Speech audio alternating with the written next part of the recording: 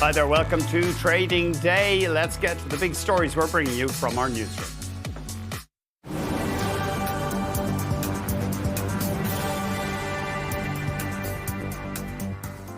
Canadian labour market added far more jobs than expected last month. Data from StatsCan indicates that more than 53,000 jobs were added to the economy in November.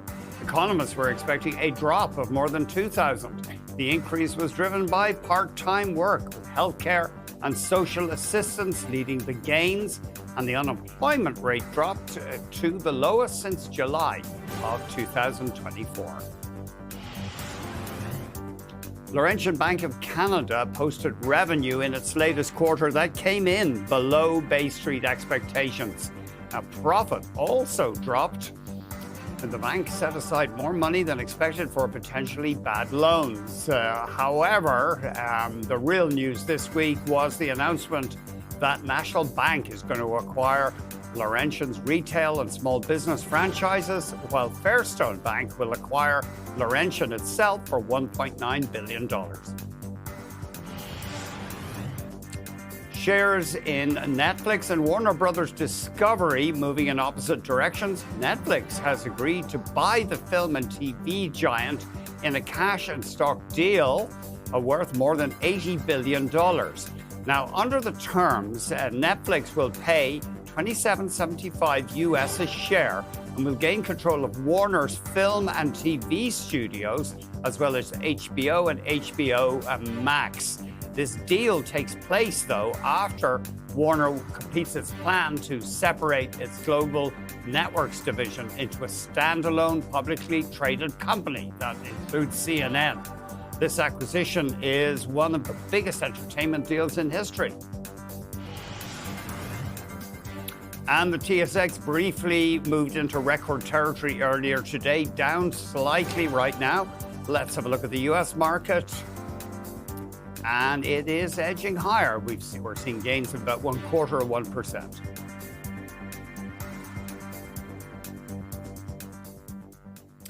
The market has decided that the strong Canadian job numbers make a cut, an interest rate cut by the Bank of Canada next week, less likely. We did see the Canadian dollar rallying. Usually that happens when interest rate cuts aren't a near prospect. Let's get more from Brent Joyce, Chief Investment Strategist and Managing Director at BMO Private Investment Counsel. Brent, great to see you. Thanks for joining us. Good to be here, Andrew. I know it's just 1 month, but it certainly looks like the labor market's doing okay. Yeah, it's on top of improvement across a variety of vectors for the Canadian economy. The news that's come out over the past days and weeks, GDP upgrades, productivity improvements that go back quite a distance, and capping it off with this employment report today. Is it a big deal whether the Bank of Canada cuts or not next week? No. yeah, I know. I mean, even looking out into next year, our outlook that we've released today was calling for the Bank of Canada to stay on hold. Yeah. We put a little parentheses there, maybe 1/4 point insurance cut. It's in ink, it's in print, but I would scratch that for sure after this morning's news. What's interesting is we've seen the pricing flip now, where no cut next week, no cuts next year, and in fact, toward the end of next year, perhaps some interest rate hikes, which certainly is a significant switch in terms of the direction. Looking at to 2026, what jumps out for you? What do you think will be the main feature for next year for investors? It's a positive backdrop. It's a supportive environment. Some of what's happened in Canada over the past couple of weeks is what we're thinking more on a global basis, that we get some of the chaos, the uncertainty behind us. We've got fiscal spending, nation-building projects here, all of that bolsters the economy. But a trajectory for equities that probably cools a little bit from the very strong, high double-digit teens type returns that we've seen over the past couple of years. It looks like, as recently as April, the world was worried about Trump's trade war. But if we look at the stock market, it's had such a rally since then. It turns out, apparently a Financial Times journalist made up that expression, taco. Trump always chickens out. I didn't know that. But anyway, it looks like the market has decided these tariffs aren't going to be so damaging. Two things to think about there. One that we were talking about back in April was the feedback loops that are putting guardrails. Whether that's the bond market, you saw U.S. Treasuries get to 5% back in April, and that was a change in tone from the White House. Stock market had its tizzy, but you've still got the judiciary, you do have Congress, you've got public opinion, lots of lobbying going on, particularly as it relates to U.S., Canada, Mexico trade relations. And so all of that has tempered and brought, I suppose, the taco that has markets calmed down. The other is the tariffs that are in place. They're being digested and they're moving through the system slowly. Jerome Powell talks about this. It's an increase in prices one time, but not all at once. And I think that's softened the blow as well. What about this AI trade? Maybe we can put up the NASDAQ 100, or the QQQs, the ETF that tracks those. Yeah. Presumably we'll get some choppy trading with AI. These stocks have had such a run. Yeah, this is normal behavior for new innovations. Those that innovate and discover these technologies get to reap these massive rewards, and we've seen a lot of that for the previous performance. We need to sift out the winners and losers as we go forward here. And now it's about taking that technology and spreading it to the rest of the economy and the rest of the world, which I think can be some productivity gains. Our forecasts aren't predicated on those productivity gains having to come to fruition, but it does bolster the story. And so we're moving into the next leg where more folks can eat from that AI theme. They're spending these hundreds of billions on AI infrastructure, but who's going to pay for that ultimately? I mean, are companies going to sell much more advertising or goods? I'm not sure where would the actual profits come to justify that investment. This is the healthy part that we're seeing over the past few weeks, is investors asking that exact question. And you're seeing a discerning parsing out of the winners and losers. Who appears to be able to monetize better and more quickly, right, on the AI theme, and whose plans don't look as well thought out, perhaps. And you've seen NVIDIA versus Oracle, Meta and Amazon and Alphabet all getting judged a little bit differently depending on what their answer is to that question. Remains to be seen whether the promise of AI is all that the exuberance leads it to believe. I think well-diversified investors participate in these themes, but also protect themselves by not getting too over-involved. Maybe I'm just curious now, without commenting on the individual stocks, maybe we could put up a one-year chart for Google and for Apple, because in some ways they're arch rivals. Of course, all these tech companies are really frenemies, aren't they? Because what does Google pay tens of millions of dollars, billions of dollars every year to Apple to make their search engine the default on Safari? Well, then others are getting into the chip space, right? That's going to challenge NVIDIA. So again, I think this is a natural competitive progression in a new innovation. You need to have the rewards there that incent the risk-taking to do the development. The thing that I think is important here, these are real businesses that have been around for decades that have fortress balance sheets. We're seeing some borrowing now into the space. It's still quite early and quite small. And so if there is a crack in the AI space, a little steam comes out of it, it's not going to transmit to the real economy through a whole pile of job losses in the AI names or credit contagion. Things that we had with the housing bubble, things we had with the dot-com bubble, those don't exist anywhere near the same extent today. And so sentiment would be damaged for sure on risk appetite if we were to see those mega caps take a hit. But the rest of the economy that's not part of that should see a quick recovery. Although if these stocks really deflated, presumably there would be a wealth effect and the households that hold stocks would be inclined to pull back spending. There's certainly going to be some accounting for that, yes. I don't think it's the entire story. One of the things that we look at with this bull market is the age of it is middle-aged. The breadth and the widening out this year has been very impressive. It isn't just the Mag 7 story. All right, Canada's a top performer this year. Europe's a good performer. Emerging markets are coming on. And so we don't have all of our eggs in one basket with 7 or 10 stocks like we may have made that argument a year and a half ago. Brent, thanks very much indeed. Brent Joyce, Chief Investment Strategist and Managing Director at BMO.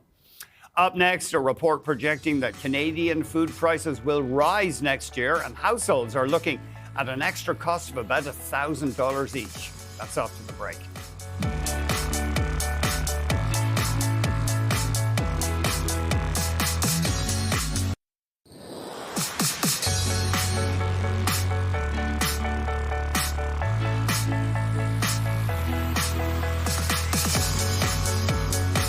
new report projects that Canadian food prices will rise next year, leaving families spending almost $1,000 more on food in 2026. CTV's Abigail Beeman has more in this report. As a new and breastfeeding mom, more expensive food prices mean harder decisions for Valerie in Madison. Now, even the quantity of food as well, I have to cut a little bit, to have the quality, so you have to cut it because, yes, it's just so expensive. According to a new report, overall food prices are expected to jump between 4% and 6% next year, leaving a family of four with an annual grocery bill just over $17,570, up almost $1,000 from 2025. Everything, especially the meat, beef, that sort of thing. So I kind of stay away from that. She's right. Beef was the biggest driver of high prices, climbing 19% in the first quarter and 7.2% overall. People are so shocked they pivot towards chicken and pork. We're also expecting prices for both chicken and pork to increase as well. Other factors impacting food prices are the trade war, the GST holiday, and changes to the temporary foreign worker program. 10.6 million Canadians are food insecure, but those that are missing meals on a daily basis or weekly basis, those are 2.8 million. And so food banks right across the country have risen to the occasion. Food costs have driven Paul Wang to take transit. Your choice of gas or the food? Both the dollar and energy costs have not been an issue of late. We are expecting energy costs to be a driver in 2026. In addition to the U.S. trade war, the report notes other things to watch next year include the impact of more severe weather events and the new grocery code of conduct, which fully comes into force in January. Abigail Beeman, CTV News, Ottawa. Up next, Warren Buffett set to step down at the end of this year. We will look back at his legacy.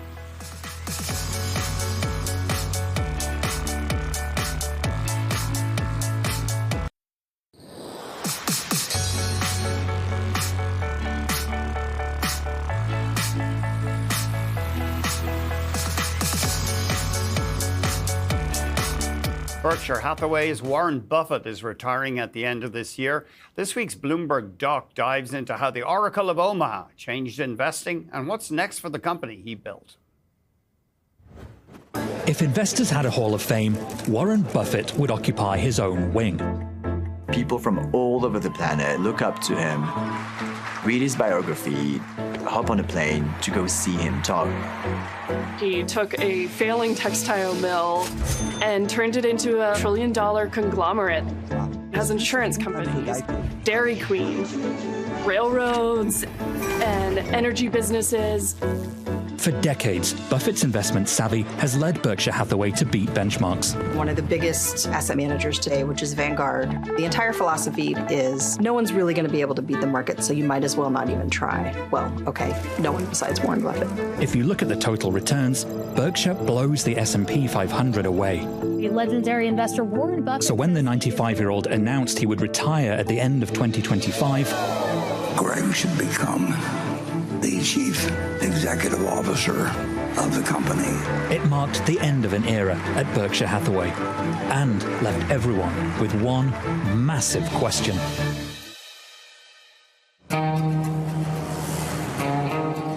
Warren Buffett is one of the richest people on Earth, but his lifestyle doesn't exactly scream it.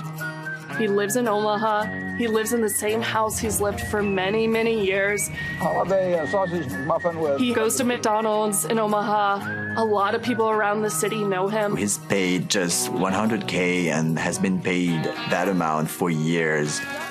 That's very refreshing when you think about the landscape today. So what's the backstory? Well, Buffett's childhood fascination with money led him to Columbia Business School, where he studied under a renowned educator. Benjamin Graham was a financial analyst considered to be the father of value investing. Value investing is really this idea that you're not just betting on some fluke in the market. You're really looking at what you think it's worth versus what the value that the market is providing. Ideally, you want to buy a company that you think is undervalued and that it's going to rise in many years. But that requires a lot of due diligence. That requires you to make sure you actually understand how the business works. I'm not buying them because I think they're going to go up next year. I'm buying them because I think they'll be worth quite a bit more money 10 years or 20 years from now. Investment after investment, that strategy came to define Berkshire Hathaway. But let's see it in action by focusing on just one.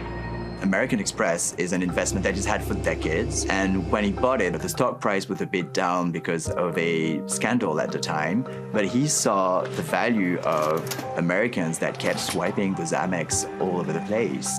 That was back in the 1960s. But look at this. Berkshire's current Amex holding was largely assembled here in the 1990s for about $1.3 billion. Since then, Buffett's largely left that core stake intact. But Amex's market value has soared in the years since, making his 22% holding worth tens of billions of dollars. He was interested because the company has a good moat. By moat, he means some competitive advantage against other companies in the business. For Amex, that moat is a mix of its premium brand, affluent cardholders, and a network built around their spending power. Another kind of edge you can have over your competitors is regulation. Think about the energy business. A lot of those have advantages that a competitor couldn't come in and easily take the market share. That's really helped his business sustain itself. He's built up companies that are not so easy to replicate. But perhaps the most underappreciated force behind Berkshire's rise is its insurance business. They're not always the companies that are going to draw the hype from stockholders, but it's actually been a force that's built up Berkshire a lot. The insurance business provides us with float, and float is money that we hold that doesn't belong to us. The way it works is it has a very large insurance arm that has a lot of money from policyholders. They have to invest it to reap some benefits and make sure that they can pay claims afterwards. Berkshire Hathaway has been ramping that up to the max, buying a lot of insurance companies and using that money, the float, to invest afterwards. This is actually one of the hottest plays in the investment world right now, with a lot of private equity and alternative asset managers either buying or having relationships with insurers. While Buffett has been the face of Berkshire Hathaway, he long had a sidekick. Both conveniently available as lovingly hand-rendered plushies. Charlie Munger passed away in 2023, but the dynamic he had with Buffett for many years was one of the main draws of Berkshire. They were a unique pair. If you saw them sitting together at the Berkshire annual meeting, they would banter. I predict Charlie's going to talk about Costco. Go ahead, Charlie. Well, Costco, of course, is a... Munger was fundamental to Buffett's investing thesis. At the start of his career, Buffett was very into this idea of cigar butt investing, in which you would take a company, you'd take one last puff, and you'd get what you could out of it before it sort of faltered.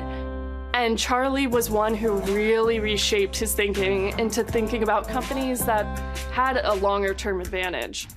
He went from buying companies that were, not very famous, like Berkshire Hathaway, a textile mill that was struggling, to taking stakes into Coca-Cola or Bank of America. Not that this approach is always a sure thing. One is IBM, when he bought a stake in the early 2010. He said afterwards that it was a big mistake. He didn't see how IBM was about to lose the turn of the industry towards cloud computing. He also orchestrated the merger of Kraft and Heinz about 10 years ago. It just hasn't gone to plan. Part of that is down to changing consumer tastes, consumers wanting healthier things. Part of that is down to inflation. And Buffett commented recently that while he didn't think the merger in hindsight was a great idea, he doesn't think that undoing it is going to fix the company's problems. And lately, Buffett has struggled finding companies he wants to invest in, leaving Berkshire with a record amount of cash.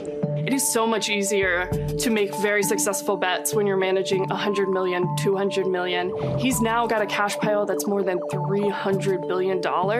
And finding a place to put that capital to work is getting really difficult. He doesn't like to have money that is sitting around and not earning more money. Higher interest rates these past few years have turned that cash pile into a nice income generator. but it is going to get harder and harder to deploy that level of capital the bigger it gets. So this is the Berkshire Hathaway Greg Abel is inheriting as the company's new CEO. Although sadly, we don't have a plushie of him. He led Berkshire's energy business for so many years. But it is tricky. Warren Buffett has not only been a very good investor, but he's also pretty charismatic. That's part of the reason that so many investors have always made that trek to Omaha despite the cost, despite the distance. Abel will also be taking charge at a time when Buffett's hallmark strategy is being tested. It is tough to be a value investor when what's really lifting the stock market is high-growth companies. The tech company's valuation might be really high compared to sort of what the underlying assets are. While Buffett has bet on technology in recent years, his misses on those opportunities will always sort of linger. The change in leadership also risks reviving a long-standing debate. A conglomerate is not a thing that has stuck around. We've seen many conglomerates, such as GE, fall apart in recent years and sort of be split up. Buffett's presence at Berkshire won't be disappearing overnight.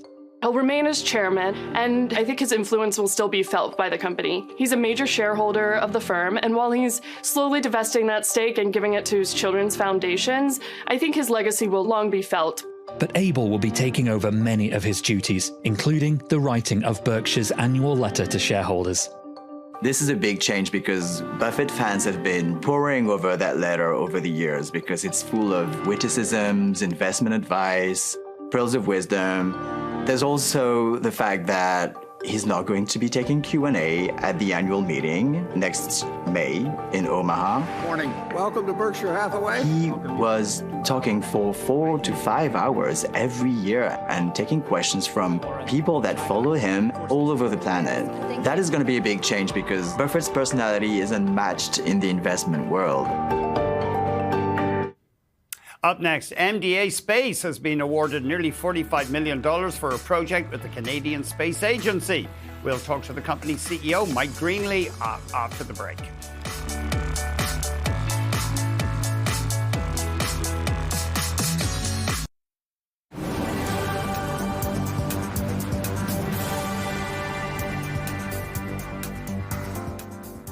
Automaker Stellantis has received a default notice from the federal government for moving production of its Jeep Compass SUV to the US. Industry Minister Mélanie Joly says the automaker is in default on its taxpayer-backed financial aid. Governments in Canada have pledged more than $500 million to Stellantis to help cover costs in its 2 assembly plants in this country. And Joly has been in a dispute resolution process with Stellantis to bring production back to the Brampton, Ontario plant. West Fraser Timber says it will indefinitely curtail its oriented strand board mill in High Level, Alberta, effective spring of next year. The forest products giant says the move is due to a significant weakening in demand. Nearly 200 employees will be affected. And West Fraser says the idling of one production line at its Georgia facility will continue indefinitely. Shares in Ulta Beauty surging 13% today. The cosmetics company posted better than expected results in its latest quarter. Profit and sales surpassed Wall Street estimates. The results were driven by strong demand for fragrance and skincare products. And Ulta boosted its full-year sales and profit forecasts. It logged growth across all major categories.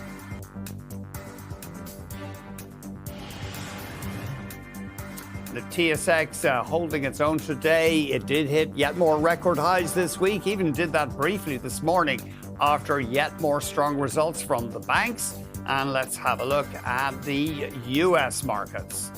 And they are edging higher as well today.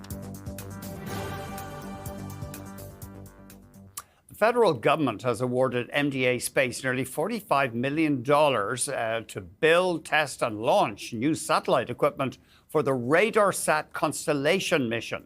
It is part of a 15-year investment of more than $1 billion towards satellite Earth observation through the Canadian Space Agency. We're joined by MDA Space CEO Mike Greenley. Mike, thanks very much for joining us.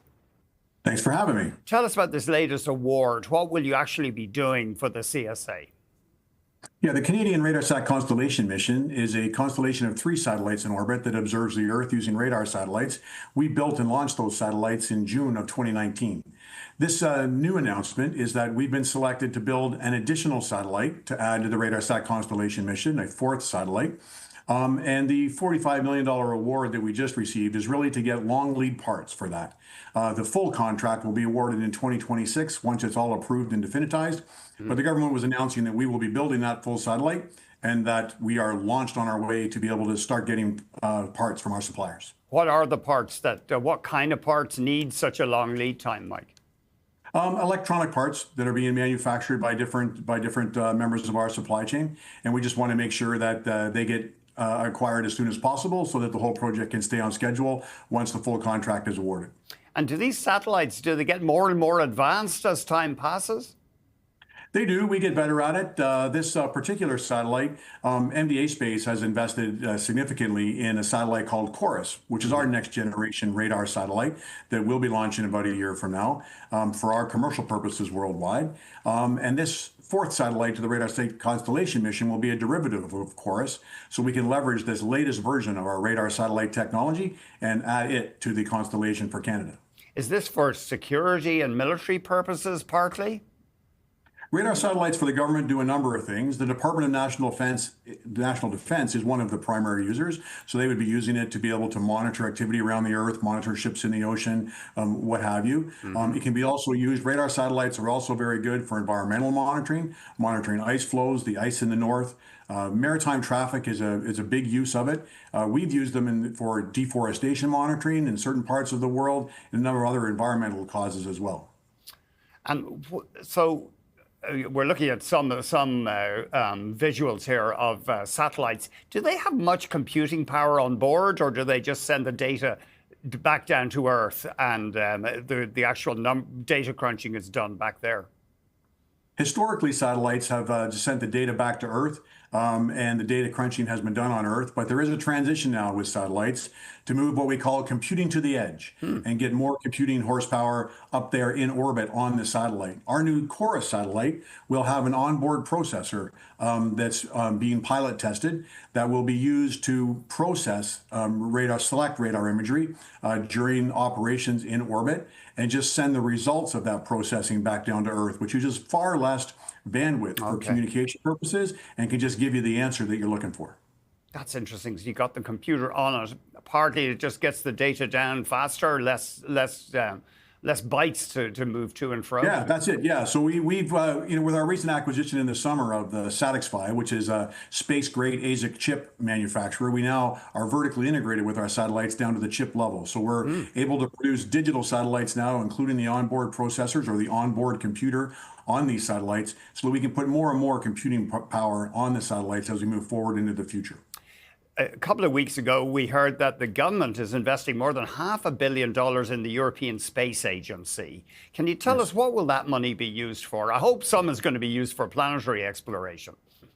Possibly. So what happens is that announcement was made just in time for the Canadian Space Agency to attend what's called the ministerials, which is all the lead ministers from each of the countries within the European Space Agency to get together and decide what their projects are going to be for the next season of projects. Canada took that $500 million shopping bag with them to that session and would have selected a number of different projects that it would like to co-invest in. When they do that, let's say they invested to 10% or 25% of a certain project, then 25% of the work on that project needs to come back to Canadian industry. So that $500 million of investment will create $500 million of opportunity for Canadian industry, which when leveraged by a typical economic multiplier for space of about 2.5 times, gives you 2 to 3 times that investment in terms of the impact on the Canadian economy. We'll start to learn around December 11th. I believe the Canadian Space Agency has announced what projects they've selected and what areas of investment that they've targeted, and then we'll see what opportunities will arise for Canadian industry following that. So you are profitable. RBC has a buy on your stock and reckons that you will have diluted earnings per share of about $1.29 this year and $1.34 next year. So you are making money at the current level of business. Absolutely. MDA Space has been on a great run the last few years. We've been having about 25% year-over-year revenue growth for the last 4 years. We've been persistently generating about 20% adjusted EBITDA through that period of time, and we tend to throw off about 80% of EBITDA as operating cash. So a very strong performing business with a very strong balance sheet. But just remind us, we just looked at the stock, we're looking at it now, sharply down since August, and that was because of disappointment over the work you were hoping to do for EchoStar.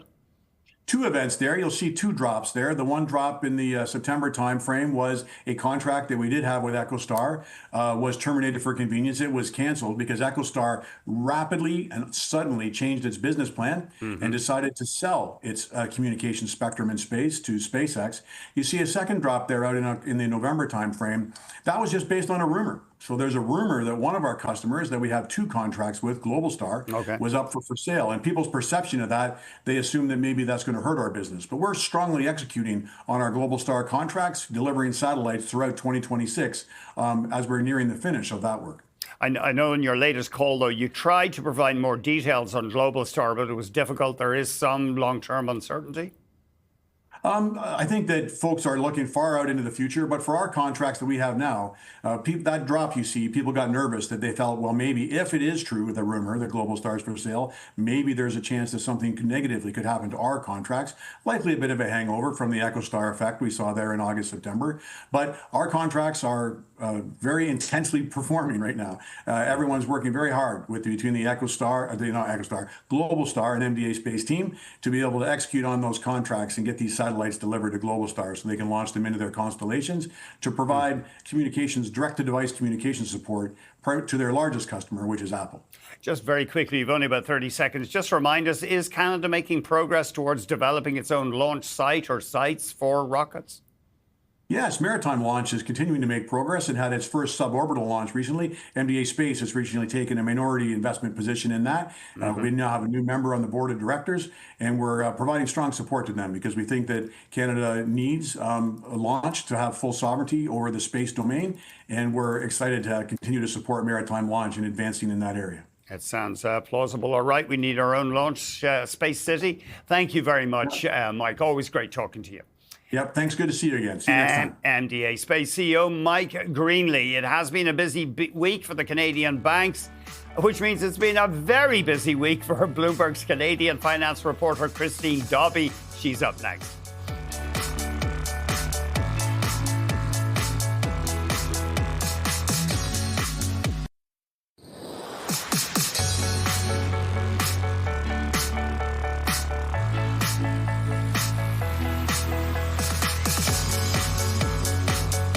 Joined by Bloomberg Canadian finance reporter Christine Dobby. Christine writes Bay Street Edition, a weekly newsletter covering all the latest in Canadian finance. Christine, it has been a busy week for you on mornings when multiple banks report. It must be hard to keep up. I bet you're mainlining coffee for one thing. I've had too much coffee this week, and there was also 2 bank deals surprisingly announced that added to the fun. I think I totaled up that I've written 11 articles over the past 4 days, including the newsletter today. Before we get into that, you note that you have an interesting figure in the newsletter that the combined capitalization of the banks approaching $1 trillion Canadian. Yeah, I mean, it's a lot of money, right? I mean, RBC makes up a huge portion of that. RBC is kind of in a league of its own at this point, but obviously the banks as a group have seen really impressive stock price performance this year. Their shares are up 35% year to date. And it's quite the move. You do note, of course, all Canadians will rejoice. Canadian bankers' bonuses are up. Yes, we're all thrilled for them. But yes, they're up 15% on average year over year. It was just really a very busy year in the markets mainly because of Trump's, volatile policy swings that led to a lot of business for the trading desks at the banks and a lot of turnover at their wealth management, not turnover job-wise, but a lot of activity at their wealth management divisions. There's also been sort of a resurgence in deals. Fixed income desks were busy. So it all led to a lot more revenue for these businesses, which in turn led to a lot more variable compensation that the banks are putting aside for those bankers. I thought that was fascinating where Loblaws is selling PC Financial to EQB, but Loblaws really is going to apparently own up to 25% of EQB. Fascinating partnership there. Yeah, very interesting. Not, it's not sort of selling a distressed asset here, but they do seem to be looking for a partnership. I spoke with the CFO of Loblaws when that deal was announced, and he was saying, we weren't looking to partner with a bank. We've seen that go badly for retailers in the past. But they felt like this was a good fit brand-wise between the two of them. And yeah, for Loblaws to take that big of a stake in this bank, I think it's a significant signal. That's interesting. The retailers, the Canadian banks just too stayed and stuck in their ways. I wonder why it's been a difficult partnership. Yeah, I think, with the big banks, they have so much power. And I think that there's has been seen as an outsized relationship in the past. That's sort of my understanding of what he was getting at there. And then Laurentian Bank dismembered, essentially. It is pretty tough. The employees are losing their jobs. The branches will all be shut down. Yeah, I think about 700 employees will be affected by this. National Bank has said that they can apply through a dedicated channel there. But yes, this is the end of the road for Laurentian's deposit and retail lending base and small business base. Fairstone Bank is going to be focusing on commercial lending. But this gives, at least by selling the retail loans and deposits to National Bank, this does give Laurentian a way out of that business without causing mass destabilization. Obviously, those employees will be affected, which is unfortunate. And then Stephen Smith, a billionaire, he heads up Fairstone Bank, and they are now an emerging force. I mean, they were already big, but they're essentially buying Laurentian. Yes, exactly. And an interesting fact is that his company also owns a significant stake in EQB Financial. Small world, yeah. Sorry, it is a very small world, isn't it? Yes. That's interesting. And Ontario Teachers Pension Plan Board is in there. That's interesting, though. I wonder, will Fairstone emerge as a significant competitor down the road to the big lenders? Yeah, I'm always very interested in seeing some more competition crop up. We've been hearing a lot about competition in banking recently. A lot of public officials have been making comments about it being an oligopoly. So anything that creates a little bit more dynamism in the market, I think would be welcome.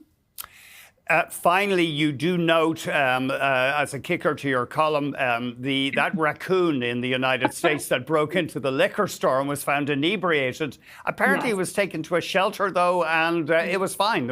I guess it had a hangover. I presume raccoons get those.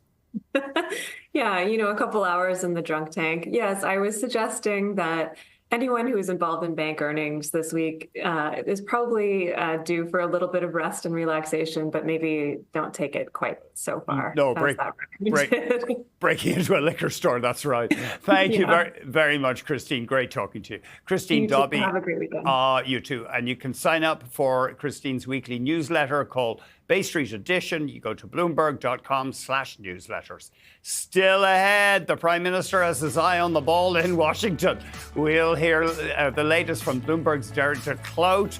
The Prime Minister met U.S. President Donald Trump at the FIFA World Cup draw.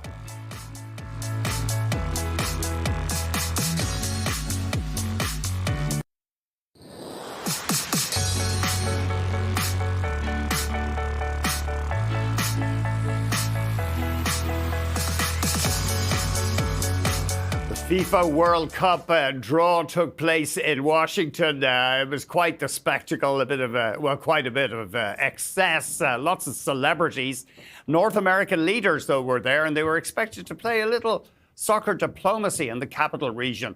Mr. Carney was due to meet with U.S. President Donald Trump, for example. Let's get more from Bloomberg's Derek Duclos, executive editor for Canada. Derek, what do we know about Carney and Trump's meeting? Their one-on-one is to take place later, but we know that they did exchange, pleasantries at the event, at the draw itself. Claudia Sheinbaum, the president of Mexico, is there as well, and of course, the prime minister also met with her. And this is the first time that those three people, as leaders of the three USMCA countries, have kind of all been together at the same time. They were supposed to all be at the G7 in Kananaskis, Alberta in June, but Trump left that one early to deal with the situation in the Middle East. So here they are. But our expectations, to be honest, are pretty modest for what might come out of what's expected to be a very short meeting between Trump and Carney a little later this afternoon.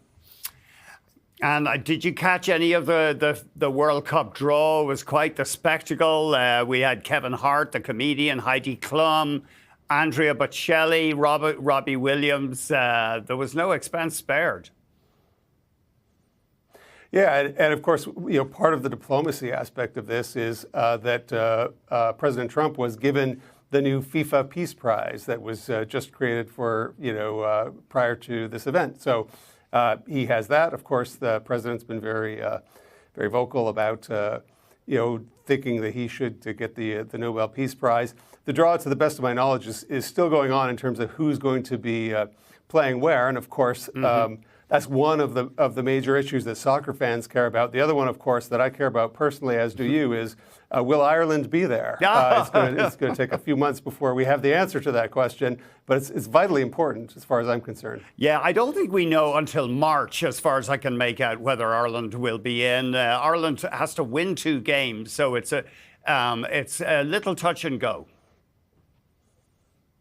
That's right, but we can hope for the best because it's not a proper World Cup without the Irish. Well, thank you. I have heard in the past that during Irish World Cup games, the buses in Dublin stop. You just cannot expect to get a bus because the bus crews are actually watching the game in the pubs in any case. But of course, we're rooting for Canada. I was actually looking at RTE, at the Irish TV network's coverage of this thing. Apparently Canada, we're in, of course, as a host nation, 73rd in the world. So it's an uphill climb, but let's hope. That's right, and I mean the FIFA rankings are done in such a way that you can't necessarily take that much from where Canada sits. It's based in part on who you play, and Canada's not had to qualify for this one, so it's not gone through that. Canada has, I say this is more of a casual soccer fan than an expert, but a pretty good squad. Certainly, they were surprise qualifier for the 2022 World Cup in Qatar. So I've got reasonably high expectations here for how our country might do. And it's always fun. I think the Faroe Islands had at one stage had a chance, but they didn't make it. But that would have been incredible if they got in. Thank you very much, Derek. I really appreciate it. Bloomberg's Derek Duclos. Thank you. Let's check in on the markets before we go. And we did see the TSX hitting a new high this week. It's been a big year or a big week for the banks. Maybe we could put up the banks index, a 10-year chart for the banks index. I know I'm always inflicting this on the viewers, but it's been such a thing of beauty. And actually, the bank stock's hitting a record high today in Canada. Over the past year, if you own the bank's index as a whole, your total return, including dividends, has been around 41%. So they're the ones to own. And let's have a look. They have been the ones to own. Let's have a look at the U.S. markets because they are seeing signs of strength as well as we move deeper or further into what many people are treating as the holiday season at this time of year. Tesla's higher, Nvidia's down about $1, and Nvidia's down about $3.50, but that often happens when you see a company announce a huge deal. But of course, the show business, there are concerns. The Directors Guild of America not thrilled to see the burgeoning power of Netflix. Netflix saying, yeah, we're still going to allow movies to be shown in theaters, but they may, of course, be tempted to shut the windows to shorten the movie theater time to the chagrin of companies like Cineplex. Thanks very much for watching our show.